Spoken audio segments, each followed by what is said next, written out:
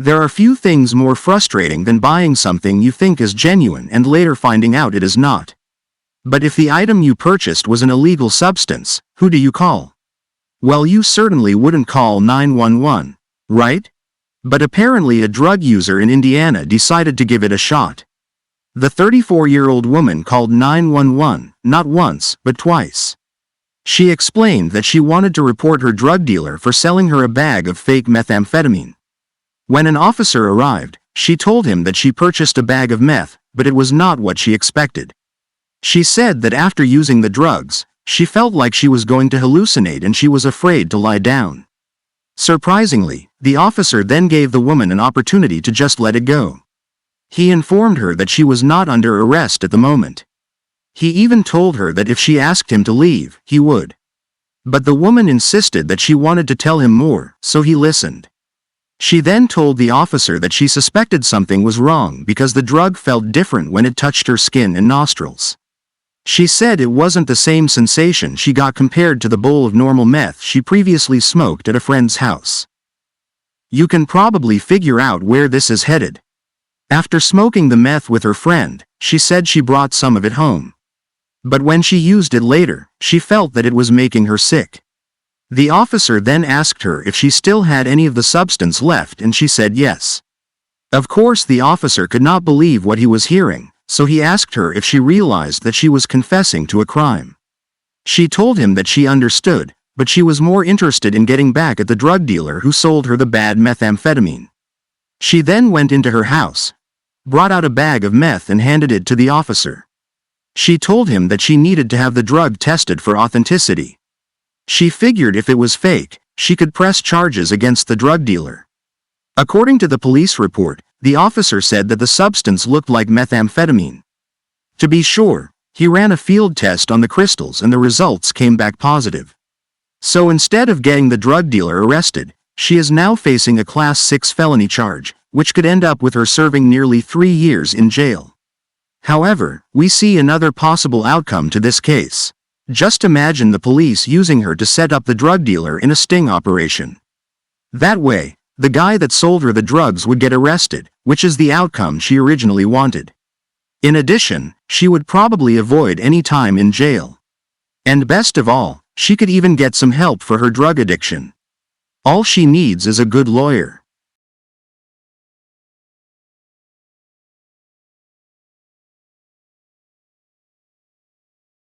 Cincinnati police were called to a home around 10 p.m. on Sunday night for a domestic incident. But when law enforcement arrived, they were met with an entirely different situation. They saw a Honda Accord being driven back and forth in a parking spot. When they went to investigate further, they found 2 young children alone in the moving car. The driver of that vehicle was only 4 years old. He had his 2-year-old sibling riding with him. Fortunately, an officer was able to stop the car and put it in park before anything serious happened. It wasn't clear how the 4-year-old was able to get the car started. We would also love to know what the mother was doing while her 4-year-old was driving her car. However, police didn't make that information public. According to reports, the 23-year-old mother was arrested. She is now facing 2 counts of endangering children.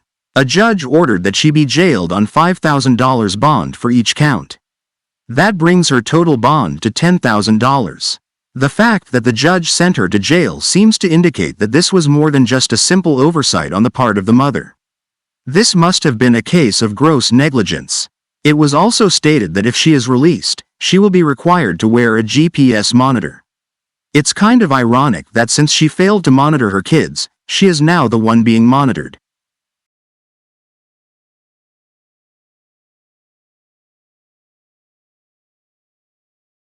It's not uncommon for teachers to call a parent about a student's homework assignment. And sometimes parents will call teachers on behalf of their child if there are any homework issues. Some may even call the school when the workload is too much for their child.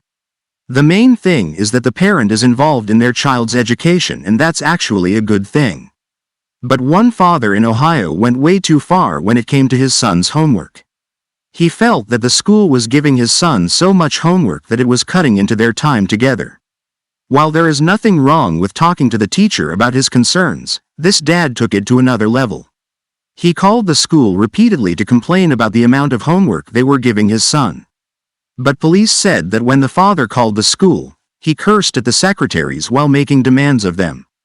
A school resource officer spoke to the father several times on the phone, asking him to stop calling.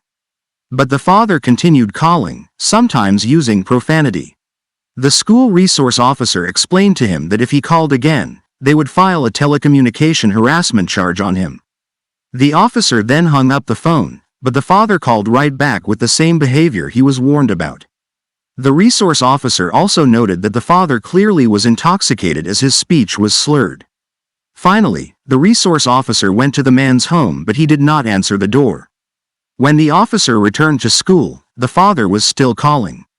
According to reports, he even went as far as threatening the school principal by telling him he better put his big boy pants on. While we don't know what he meant by that remark, it didn't sound like he was inviting him to a family dinner. Eventually, the school stopped answering his annoying calls, but the dad didn't let it go. According to police, he started calling 911 and even asked to speak with the police chief. When a dispatcher refused to directly connect him with the police chief, the man lost it. He started calling the chief's direct number repeatedly, but could only reach his voicemail. Police said he called about 18 times in less than an hour. By that time, police had had enough.